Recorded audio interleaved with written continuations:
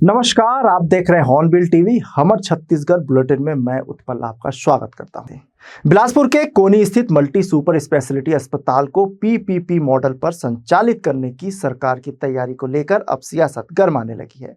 स्वास्थ्य मंत्री श्याम बिहारी जायसवाल ने बिलासपुर दौरे के दौरान कहा था कि जगदलपुर की तर्ज पर कोनी के मल्टी सुपर स्पेशलिटी अस्पताल को पीपीपी मॉडल पर संचालित किया जाएगा। सरकार का दावा है कि इससे लोगों को अपोलो जैसी बेहतर और आधुनिक इलाज की सुविधाएं मिल सकेंगी, लेकिन सरकार की इस योजना को लेकर कांग्रेस ने सवाल उठाए हैं और आर पार की लड़ाई का संकेत दिया है। बिलासपुर जिला कांग्रेस कमेटी के अध्यक्ष महेंद्र गंगोत्री ने कहा कि अगर अस्पताल को पीपीपी मॉडल पर दिया जाता है तो कांग्रेस लगातार नजर रखेगी कि आम जनता को इलाज की सुविधा वास्तव में मिल रही है या नहीं। उन्होंने साफ कहा कि अगर मरीजों को परेशानी हुई या इलाज महंगा हुआ तो कांग्रेस आंदोलन करेगी। बिल्कुल उसको देंगे। अभी हम लोग, आप जो पूछना चाह रहे हैं उसको मैं बता रहा हूँ। ये जो सुपर स्पेशलिटी बिलासपुर है, इसको हम जो है पीपीपी मोड पे देने जा रहे हैं और इसका अनुभव जगदलपुर से देख सकते हैं। वहाँ 8 विषय के स्पेशलिटी के साथ हार्ट का भी वहाँ पे अभी मैं उद्घाटन करके अभी 1 महीना पहले आया हूँ। 4-5 मरीजों के हार्ट के हो चुके हैं और आम जनता को कोई फर्क नहीं आएगा। उसमें 80% जो सीटें हैं, जिस प्रकार जिला हॉस्पिटल में 1 रुपया नहीं लगता, प्राथमिक स्वास्थ्य केंद्र में 1 रुपया नहीं लगता, आम जनता को 1 रुपया नहीं लगेगा। और 20% सीट जो मैनेजमेंट के हैं उसमें मान लीजिए कोई एससीसीएल वाले आ गए, कोई रेलवे वाले आ गए, कोई अन्य विभाग के आ गए, कोई दूसरे प्रदेश के आ गए, तो 20% पर वो अपना दर निर्धारित करके ले सकते हैं। तो ये प्रदेश के लिए बहुत खुशी की बात है। जगदलपुर जैसे क्षेत्र में सेवा दे रहे हैं, तो ये बिलासपुर में केवल अपोलो के ऊपर निर्भर रहना पड़ता था। अब जो है हमारी सुपर स्पेशलिटी कई विभागों के साथ स्पष्ट काम करे। तो जिले की जनता के साथ कुठाराघात है, क्योंकि कांग्रेस के समय में सुपर मल्टी स्पेशलिटी हॉस्पिटल का निर्माण हुआ है और इस उद्देश्य से हुआ है कि यहाँ के जो लोग हैं, बिलासपुर जिला, बिलासपुर संभाग के जो लोग हैं, अपने सरगुजा संभाग के जो लोग हैं, उन्हें सस्ते में और किफ़ायती दरों में और अच्छा बड़ा जो बीमारी होते हैं उनका इलाज सस्ते में हो जाए, लोगों को रायपुर, दिल्ली, मुंबई इधर ना जाना पड़े। इस उद्देश्य के साथ कांग्रेस ने इसका निर्माण किया था। दुर्ग जिले के भिलाई से इस वक्त की बड़ी खबर सामने आई है, जहां स्पा सेंटर की आड़ में चल रहे देह व्यापार का पुलिस ने खुलासा किया है। मामला जुनवानी स्थित ली वेलनेस स्पा सेंटर का है। मुखबिर से मिली सूचना के बाद स्मृतिनगर पुलिस ने स्पा सेंटर में दबिश दी। पुलिस की कार्रवाई के दौरान मैनेजर और महिला दलाल समेत कुल 9 आरोपियों को गिरफ्तार किया गया है। पुलिस के मुताबिक स्पा सेंटर में ग्राहकों से पैसे लेकर महिलाओं को देह व्यापार के लिए उपलब्ध कराया जाता था। इस पूरे मामले में स्पा सेंटर के मैनेजर तनय सोनी और महिला दलाल हेमा सिंह उर्फ प्रीत की भूमिका सामने आई है। रेड के दौरान पुलिस ने 19 मोबाइल फोन, जिनकी कीमत लगभग 4 लाख रुपए बताई गई है, इसके अलावा ग्राहकों से प्राप्त 1900 रुपए नगद, ग्राहकों की जानकारी से संबंधित दस्तावेज और अन्य आपत्तिजनक सामग्री जब्त की गई है। स्मृतिनगर पुलिस चौकी अंतर्गत जुनवानी में लॉ वेलनेस स्पा सेंटर में आज स्मृतिनगर चौकी और महिला थाना के संयुक्त बल के साथ एक कार्रवाई की गई है और कार्रवाई के दौरान लॉ वेलनेस स्पा सेंटर में देह व्यापार करते हुए पाए जाने पर वहाँ पे कार्रवाई के दौरान स्पा सेंटर का मैनेजर, जिसका नाम तनय सोनी है, वहाँ पे महिला दलाल हेमा सिंह उर्फ प्रीत, साथ ही वहाँ पे 7 ग्राहक पकड़े गए हैं।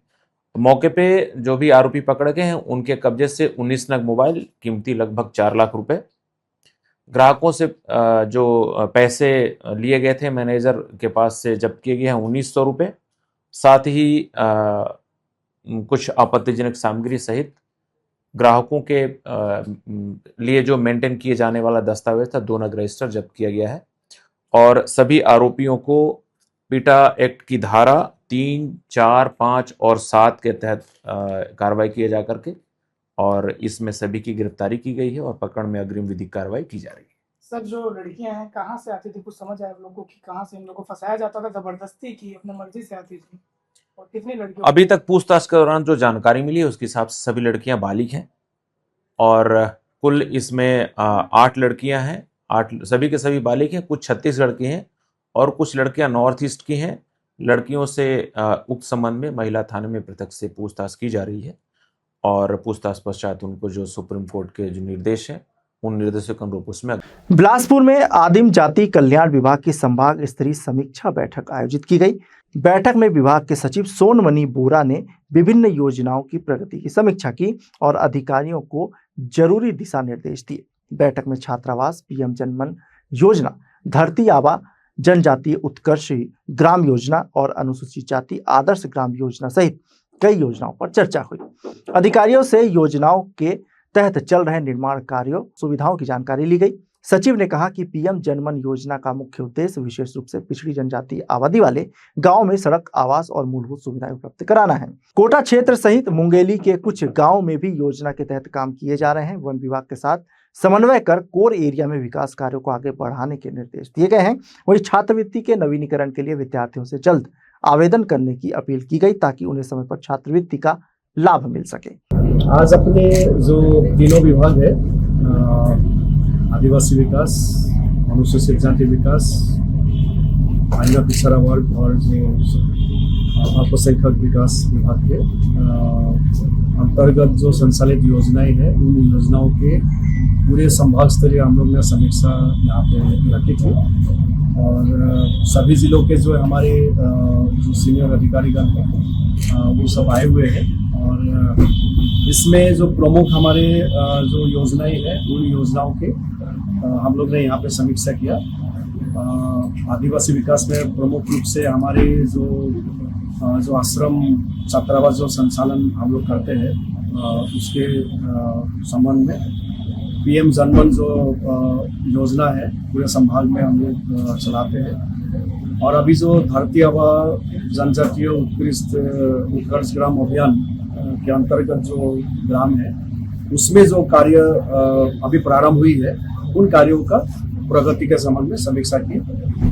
अनुसूचित जाति के लोगों के लिए भी गांव के लिए भी जो उनके जो आदर्श ग्राम है और उस ग्राम में जो पीएम अजय के नाम से हम लोग चलाते हैं उसका भी अभी राशि आई हुई है और उसका भी प्रगति का समीक्षा की है और मेरे द्वारा यही निर्देश दिया गया है कि पिछले वर्ष हम लोग ने 141 SC बाहुल्य ग्राम को लिया था, इस वर्ष भी हम लोग ने लिया है, उसके लिए भी राशि जारी कर दी गई है और इन गांवों में जो समन्वित विकास की जानी है उसको फोकस करते हुए इन कार्य को करना है। हमारे यहाँ जो है पूरा संभाग में स्कॉलरशिप का भी जो है मैं आपके माध्यम से भी सभी हमारे जो विद्यार्थी है उनको अपील करना चाहूँगा कि जिनका नवीनीकरण का स्कॉलरशिप नवीनीकरण किया जाना है वो शीघ्र जो है आवेदन प्रस्तुत करें और जिन्हें अभी अभी नई जो है एडमिशन हुई है उनको भी जो है स्कॉलरशिप का जो पोर्टल है उसमें आवेदन किया जाना है और सभी जिलों के लिए यही निर्देश है कि नियत समय के भीतर जो भी आवेदन प्राप्त होता है उन आवेदन को जो है स्वीकृत किया जाना है। जहाँ पे हमारे पोस्ट मैट्रिक स्कॉलरशिप में जो शासकीय जो कॉलेज है, यूनिवर्सिटीज़ है, वहाँ उसको अनुमोदन करने का जो है अधिकार जो है हम लोग ने वहीं के प्रिंसिपल या जो मुखिया है उनको दिया है और जो प्राइवेट इंस्टीट्यूशंस है उनके लिए जिला कलेक्टर सक्षम है और ये स्वीकृति प्रदान करने के बाद राशि की मांग जो है हमारे डायरेक्टरेट से की जाती है जिसके अनुसार उनको स्कॉलरशिप दी जाती है। पिछले वर्ष हम लोग ने काफ़ी रिकॉर्ड कायम किया है और अधिक से अधिक बच्चों ने इसका जो है फायदा जो है पूरे प्रदेश में ली है और बड़ी संख्या में छात्रों द्वारा जो है पोस्ट मैट्रिक स्कॉलरशिप के लिए आवेदन किया था और हमें उम्मीद है इस वर्ष जो है अधिक से अधिक बच्चों के द्वारा जो है स्कॉलरशिप का ये फायदा ली जाएगी। रायपुर में उपभोक्ता आयोग के आदेश के बाद शॉपिंग कॉम्प्लेक्स और मॉल में पार्किंग शुल्क को लेकर बिलासपुर में भी विरोध तेज होता नजर आ रहा है। छत्तीसगढ़िया सर्व समाज के पदाधिकारियों ने आज प्रशासन से शिकायत करते हुए पार्किंग शुल्क वसूली पर सवाल उठाए हैं। उनका कहना है कि शॉपिंग मॉल या कॉम्प्लेक्स में सामान खरीदने आने वाले ग्राहकों के वाहनों की पार्किंग की व्यवस्था करना संबंधित संस्थान की जिम्मेदारी है। इसके बावजूद लोगों से पार्किंग के नाम पर 20 से 50 रुपए वसूले जा रहे हैं। समाज के पदाधिकारियों ने सिम्स अस्पताल में भी पार्किंग के नाम पर कथित अवैध वसूली किए जाने का आरोप लगाया है। उन्होंने प्रशासन से मामले की जांच कर दोषियों के खिलाफ कार्रवाई की मांग की है। साथ ही चेतावनी दी है कि अगर जल्द कार्रवाई नहीं हुई तो छत्तीसगढ़िया सर्व समाज सड़क पर उतरकर उग्र आंदोलन करेगा। अब देखना होगा कि प्रशासन इस शिकायत पर क्या कदम उठाता है। पहले तो हम लोग अभी तक, जैसे मैं जा रही थी हॉस्पिटल, सिम्स हॉस्पिटल, तो ठेकेदारी में भी चल रहा था, तो उसमें पार्किंग नहीं में पैसा नहीं लेते थे। अभी का वर्तमान में 6 महीना हुआ है, हम लोग मरीज लेके गए थे, बोले पहले पार्किंग कटाओ तब मरीज को अंदर लेके जाना। ये तरीका गलत है ना। हम लोग कहीं भी पार्किंग के अंदर बाहर रोड में गाड़ी ना खड़ा करके अंदर मेडिकल कॉलेज है उस तरफ इस तरफ रख देते थे, या मर्चुरी के साइड रख देते थे गाड़ी। अब कहीं नहीं रखना है, सीधा पर्ची कटाओ 10 रुपये का, तब तुम मरीज को ले जा सकते हो, या तो फिर अंदर जा सकते हो। गाड़ी को कहीं और फिर निकालो, फिर चिड़ दो, फिर उसी में हम लोग समय व्यर्थ कर मरीज को ले जा नहीं पाए। उनके आने से शरीर डाउन हो गया, तबीयत खराब हो गया, बीपी लो हो गया। उस स्थिति में हमको आधा घंटा पार्किंग के पास रोक दिए। क्या मांगे करते हैं? हम लोग मांग ये करते हैं कि हॉस्पिटल जगह है, जैसे कलेक्टर ऑफिस है, हॉस्पिटल है, या मॉल जा रहे हैं तो वहाँ बिना पार्किंग का पहले पार्किंग दो फिर अंदर जाओ। ये तरीका गलत है, ये तरीका नहीं होना चाहिए। क्योंकि हम जो सामान लेने गए हैं, जो भी सामान लेने गए हैं या मरीज लेके गए हैं, तो हम हॉस्पिटल ही ना गए हैं। हमारी गाड़ी लॉक करेंगे, हमारी जिम्मेदारी है। इन अन्यथा कहना है कि इनका की चोरी ना हो, तो इतना दिन से तो चोरी नहीं हुआ था।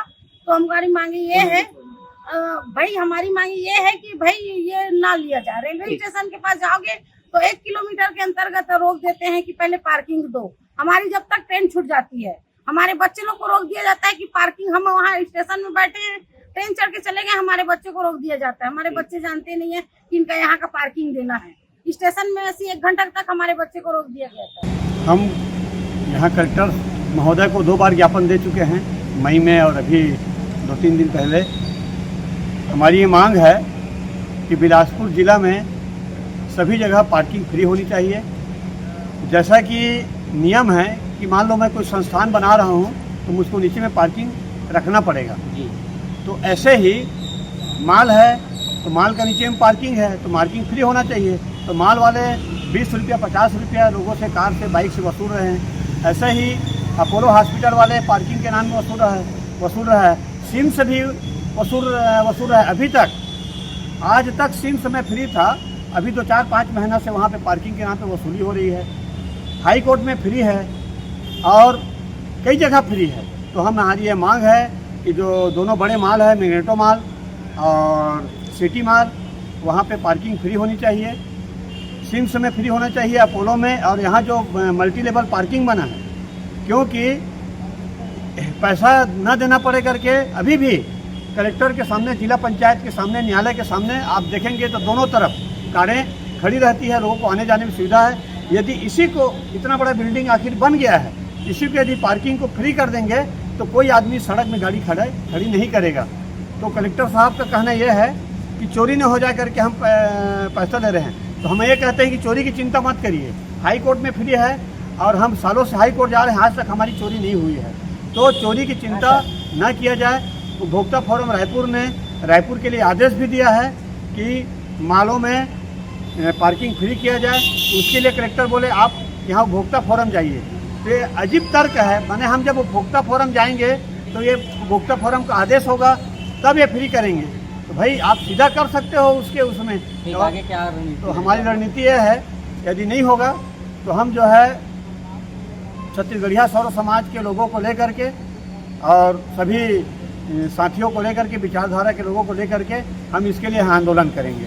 बिलासपुर में एनएसयूआई और युवा कांग्रेस के संगठनात्मक चुनाव को लेकर सियासी सरगर्मी तेज हो गई है। ब्लॉक और विधानसभा स्तर से लेकर प्रदेश अध्यक्ष पद तक के लिए दावेदार मैदान में उतर चुके हैं। इसी कड़ी में युवा कांग्रेस के प्रदेश अध्यक्ष पद के प्रत्याशी सत्येंद्र चेलक आज बिलासपुर दौरे पर पहुंचे। उन्होंने दावा किया कि बिलासपुर में उन्हें युवाओं का अच्छा समर्थन मिल रहा है। सत्येंद्र चेलक ने कहा कि यह चुनाव सिर्फ हार जीत का चुनाव नहीं है, बल्कि संगठन को मजबूती से कौन चला सकता है और युवाओं की आवाज को दमदारी से कौन उठा सकता है, इसका चुनाव है। उन्होंने कहा कि राहुल गांधी की सोच है कि युवाओं को आगे बढ़ाया जाए और संगठन में उनकी भागीदारी सुनिश्चित हो। चेलक ने कांग्रेस में गुटबाजी के आरोपों को भी खारिज किया। उन्होंने कहा कि चुनाव के बाद जीतने वाले ही नहीं बल्कि चुनाव लड़ने वाले अन्य युवाओं को भी संगठन में जिम्मेदारी दी जाती है। उन्होंने युवाओं से बढ़ चढ़कर चुनाव में भाग लेने की अपील की। बिलासपुर में तो बहुत अच्छा समर्थन है। आप देख सकते हो यहाँ की भीड़ को युवा साथी को, जोश को, बहुत अच्छा समर्थन है हम लोग के लिए। और चुनाव की प्रक्रिया में ये हार जीत वाली प्रक्रिया तो नहीं है हमारे लिए। संगठन में कौन मजबूती से लड़ सकता है, कौन अच्छे से दमदारी से संगठन को चला सकता है, इसकी चुनाव है। और इस चुनाव में सभी युवा साथी बढ़ चढ़ के भाग लेते हैं। और आदरणीय राहुल गांधी जी की ये नीति है कि युवा आगे बढ़ो, उस नीति में सब युवा अपना भागीदारी निभाने के लिए काम कर रहे हैं। पहले भी बोला हूँ, अभी भी बोल रहा हूँ, हमारे यहाँ कोई गुटबाजी नहीं रहता है। संगठन की चुनाव है, संगठन में कोई भी युवा बन के आते हैं, इसमें सभी युवाओं को पद मिला जाता है। कोई विधानसभा का अध्यक्ष बनता है तो कोई उपाध्यक्ष बनता है। वैसी प्रक्रिया है। वोटिंग के माध्यम से जो अपनी दमदारी के साथ चुनाव लड़ेगा, जो अपनी दमदारी के साथ आगे बढ़ेगा, जो अपनी आवाज को बुलंद करेगा, उन युवाओं को साथ मिलता है। और उसी प्रक्रिया में जो इस चुनाव में जो अधिक वोट पाते हैं उसको अध्यक्ष, उसके बाद उपाध्यक्ष, ऐसे एक प्रक्रिया है। इसमें किसी यूथ का हार नहीं होता, सभी यूथ इसमें चुनाव में बन के आते हैं। ठीक, चुनौती है मानते हैं। हर एक कार्य में चुनौती रहता है, चुनाव कुछ भी रहे। ये भी एक चुनाव की प्रक्रिया है। लोकतांत्रिक पार्टी है कांग्रेस पार्टी। इस पार्टी में एक लोकतांत्रिक ढंग से आने के लिए युवाओं को निमंत्रण किया जाता है। उस निमंत्रण में हम भी खड़े हुए हैं और आगे की लड़ाई में सब खड़े रहेंगे और नतीजा जो भी रहे। गुरु घासीदास केंद्रीय विश्वविद्यालय की करीब 5 एकड़ जमीन अग्रवाल समाज को दिए जाने के प्रस्ताव पर विवाद बढ़ गया है। एनएसयूआई के विरोध के बाद विश्वविद्यालय ने संबंधित प्रस्ताव को अपास्त कर दिया। एनएसयूआई ने इसे छात्र हित की जीत बताया, लेकिन जिला अध्यक्ष रंजीत सिंह ने कहा कि सिर्फ फैसला वापस लेना पर्याप्त नहीं है, पूरे मामले की जांच और कुलपति से जवाब मांगा जाना चाहिए। एनएसयूआई कार्यकर्ताओं ने विश्वविद्यालय पहुंचकर विरोध प्रदर्शन किया और कुलपति के खिलाफ नारेबाजी की। आरोप है कि ज्ञापन लेने में देरी के बाद कार्यकर्ताओं ने प्रशासनिक भवन के दोनों गेट तोड़ दिए। बाद में अधिष्ठाता छात्र कल्याण ने राष्ट्रपति के नाम ज्ञापन स्वीकार किया, जिसके बाद आंदोलन समाप्त हुआ। रंजीत सिंह ने कहा कि विश्वविद्यालय की जमीन विद्यार्थियों के भविष्य की धरोहर है। उन्होंने प्रस्ताव की पूरी प्रक्रिया, फाइल और बैठक की कार्रवाई की जांच की मांग की। एनएसयूआई ने स्पष्ट किया कि विरोध किसी समाज विशेष के खिलाफ नहीं, बल्कि जमीन के गैर शैक्षणिक उपयोग के खिलाफ है। हमें कुछ मीडिया के माध्यम से पता चला कि कुछ दिनों पूर्व वहाँ के जो वीसी आलोक चक्रवाल जी, उनके द्वारा 5 एकड़ जमीन एक विशेष समुदाय के नाम से दे दी गई। देखिए, हमें किसी समुदाय से दिक्कत नहीं है। हमारा मानना सिर्फ ऐसा ये इतना है कि केंद्रीय विश्वविद्यालय एकमात्र ऐसा विश्वविद्यालय है जो हमारे प्रदेश में है, जिसे केंद्र सरकार के द्वारा जमीन दी जाती है। आखिर वीसी आलोक चक्रवाल कौन होता है जो किसी भी विशेष समुदाय को जमीन दान में दे दे? क्या वो जमीन आलोक चक्रवाल जी अपने दादा या नाना के घर से लेके आए थे? सरकार की जमीन है, शिक्षा के लिए जमीन प्राप्त है, तो जमीन उन्हें नहीं देनी चाहिए। एनएसयूआई का प्रतिनिधिमंडल आज उनसे मुलाकात करने गया था, तो उन्होंने मुलाकात नहीं की, हमें मेन गेट पे रोक दिया गया। वो गेट आज तोड़ा गया एनएसयूआई साथियों के द्वारा। हम प्रशासनिक भवन गए, फिर प्रशासन के द्वारा हमें वहां रोक दिया गया। प्रशासनिक भवन का भी आज 2 गेट टूटा। उसके बाद उनके द्वारा नहीं मुलाकात की गई, ना वहां के वीसी आलोक चक्रवाल मुलाकात किए, ना वहां के रजिस्ट्रार ने मुलाकात की। पुलिस प्रशासन को हमने राष्ट्रपति महोदय के नाम से ज्ञापन सौंपा है। अगर जो ज्ञापन सौंपा, और मैं खुशी की बात आप लोगों को माध्यम से बता दूं कि विश्वविद्यालय से एक लेटर भी आ गया, जिसमें उनके द्वारा ये मैसेज दिया गया कि ये जो जमीन का बंटवारा किया गया तो उसे तत्काल प्रभाव से निरस्त कर दिया गया। तो आप ये मानिए कि एक तरीके से एनएसयूआई की जीत भी है। और आप सभी साथियों के माध्यम से ये जो मैसेज पूरे प्रदेश में गया है, आलोक चक्रवाल तक पहुंचा है, इस पर मैं आप लोगों को भी तहे दिल से शुभकामनाएं प्रेषित करता हूं। और मैं ये मैसेज देना चाहता हूं आलोक चक्रवाल को, एक चेतावनी एनएसयूआई के साथियों की ओर से कि आप ऐसी कोई भी गलती ना करें जो छात्र हित में ना हो। प्रधानमंत्री नरेंद्र मोदी के हर घर तिरंगा अभियान के तहत बिलासपुर में देशभक्ति का जोश देखने को मिला। बुदरी नगर पालिका से भव्य तिरंगा यात्रा निकाली गई, जिसका नेतृत्व पूर्व विधानसभा अध्यक्ष और बिल्हा विधायक धर्मलाल कौशिक ने किया। यात्रा में सैकड़ों भाजपा कार्यकर्ता, जनप्रतिनिधि, सामाजिक संगठनों के पदाधिकारी और आम नागरिक हाथों में तिरंगा लेकर शामिल हुए। भारत माता की जय के नारों से पूरा इलाका गूंज उठा। बुदरी से शुरू हुई तिरंगा यात्रा धमनी, नगरोड़ी, हरदी कला, बसिया, कोरमी, बन्नाडी होते हुए तिफरा तक पहुंची। रास्ते में जगह जगह लोगों ने पुष्प वर्षा कर यात्रा का स्वागत किया। विधायक धर्मलाल कौशिक ने कहा कि यात्रा का उद्देश्य स्वतंत्रता दिवस के मौके पर राष्ट्रभक्ति, एकता और देश के प्रति सम्मान की भावना को मजबूत करना है। भाजपा की ओर से 10 से 14 अगस्त तक क्षेत्र की लगातार तिरंगा यात्राएं निकाली जा रही है। आज बोदरी मंडल और तिफरा मंडल के द्वारा संयुक्त रूप से तिरंगा यात्रा आज निकाली गई है।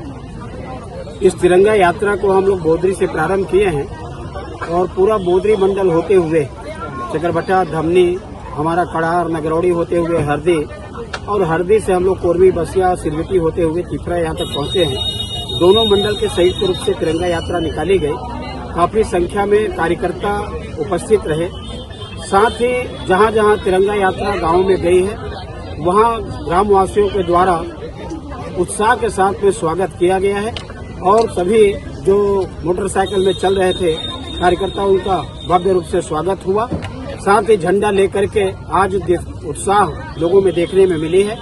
निश्चित रूप से देश के यशस्वी प्रधानमंत्री नरेंद्र मोदी जी जिस प्रकार से चाहते हैं कि पूरे देश में देशभक्ति का जज्बा पैदा हो, लोगों में तिरंगा के प्रति सम्मान, राष्ट्र भक्ति की भावना जागृत हो, उसके अनुरूप कार्यक्रम हमारा हुआ है।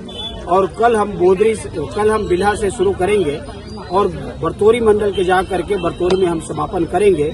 इसी प्रकार से आज से लेकर के हमारी 14 तारीख तक की यात्रा लगातार तिरंगा यात्रा हमारी चलेगी, और इस तिरंगा यात्रा का जिस प्रकार से लोगों को सम्मान मिल रहा है, मुझे लगता है कि निश्चित रूप से लोगों के मन में तिरंगा के प्रति एक जो जज्बा है, देशभक्ति का जो भावना है, आज उभर करके सामने आ रही है। मैं तमाम जो इस तिरंगा यात्रा में शामिल हुए सभी लोगों को बहुत बधाई देता हूं, धन्यवाद देता हूं। साथ ही जगह जगह महिलाओं के द्वारा बड़ी संख्या में जो स्वागत किया है, मैं उनको भी बधाई और धन्यवाद देता हूं। आजादी के अमृत महोत्सव की भावना को जन जन तक पहुंचाने के उद्देश्य से हर घर तिरंगा अभियान के तहत नगर पंचायत पटना में 251 फीट लंबा तिरंगा विशेष आकर्षण भव्य तिरंगा यात्रा निकाली गई। यात्रा में आम जनमानस ने बड़ी संख्या में शामिल होकर देशभक्ति का संदेश दिया। हाथों में तिरंगा लेकर निकले लोगों के उत्साह से पूरा शहर देशभक्ति के रंग में रंगा नजर आया और जगह जगह भारत माता की जय के जयकारी गूंजी। नगर पंचायत पटना में आयोजित तिरंगा यात्रा में बैकुंठपुर विधायक भैयालाल रजवाड़े और नगर पंचायत पटना अध्यक्ष गायत्री सिंह की मुख्य उपस्थिति रही। तिरंगा यात्रा में देशवासियों को, प्रदेशवासियों को, नगरवासियों को तिरंगा यात्रा में शामिल होने पर सबको बधाई देता हूँ, शुभकामनाएं देता हूँ। आज पूरे देश में तिरंगा चल रहा है। घर घर तिरंगा, हर घर तिरंगा। इसकी शुरुआत, इसकी आगाज आज यहाँ पटना में हुआ है और पूरा छात्र और पार्टी के लोग और ग्रामीण लोग उपस्थित होकर के इस यात्रा का सम्मान किया। में देशभक्ति भावना के साथ आज तिरंगा यात्रा निकाली गई। घर घर तिरंगा, यह संदेश सभी को देशभक्ति भावना के साथ आज नगर पंचायत में भ्रमण किया गया। लोगों को संदेश दिया गया कि देशभक्ति भावना हमारे नगर पंचायत क्षेत्र में रहे। यही संदेश मैं देना चाहती हूँ कि सभी घर घर में तिरंगा लगाएं।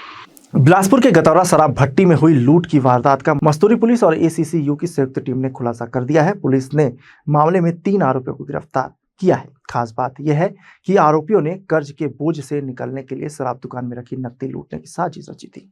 वारदात को अंजाम देने के लिए गैस कटर से लेकर चाकू और दूसरे औजार तक जुटाए गए थे। हालांकि लॉकर काटने में नाकाम रहने के बाद आरोपी मोबाइल और शराब की बोतलें लेकर फरार हो गए थे।